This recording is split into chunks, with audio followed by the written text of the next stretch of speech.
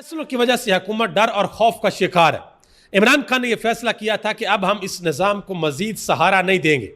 अब हम कौमी असम्बली की कमेटियों से भी बाहर निकलेंगे, सेनेट की कमेटियों से भी बाहर निकलेंगे और हो सकता है कि आने वाले वक्त में इमरान खान कहें कि असम्बलियों से इस्तीफे दें और बाहर आ जाए। अब जो कमेटियों से इस्तीफे दिए हुए पाकिस्तान तहरीक इंसाफ के अरकान ने, उनको कबूल नहीं किया जा रहा। और दूसरी तरफ यह दावा किया जाता था कि इमरान खान खत्म शुद, पाकिस्तान तहरीक इंसाफ की सियासत खत्म हो गई है, इमरान खान का कोई सियासी मुस्तकबिल नहीं है।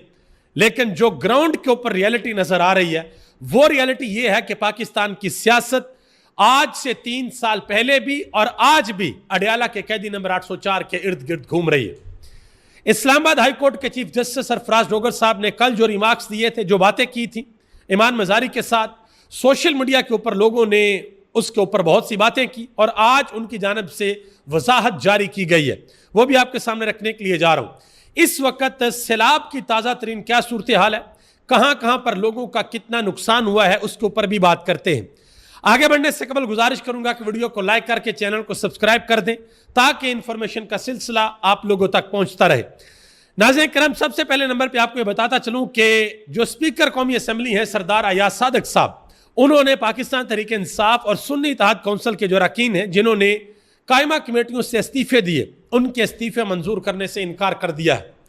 हालांकि होना तो यह चाहिए था कि अगर पाकिस्तान तहरीक इंसाफ की सियासत ख़त्म हो गई है, अगर तहरीक इंसाफ की मकबूलियत नहीं है और अगर यह निज़ाम तहरीक इंसाफ के बगैर चल सकता है, तो इनको चाहिए था कि एक चुटकी के अंदर इस्तीफ़ों को कबूल करते।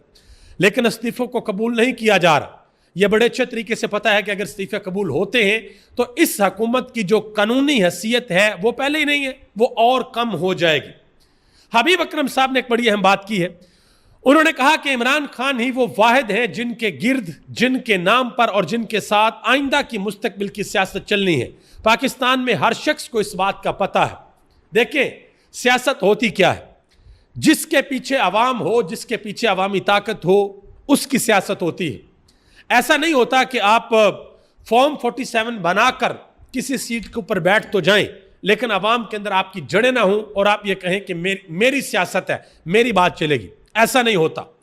और आप यकीन करें कि मैं अक्सर ये बात कहा करता हूं कि अगर इमरान खान की मकबूलियत को जरा सा भी नुकसान पहुंचा होता, अगर पब्लिक के अंदर इमरान खान गैर मकबूल हो गए होते, अगर अवाम इमरान खान के साथ खड़ी ना होती, तो फिर यह डर और खौफ महसूस ना होता कि इमरान खान की तस्वीर कहीं बाहर ना आ जाए, इमरान खान की आवाज़ कहीं बाहर ना आ जाए।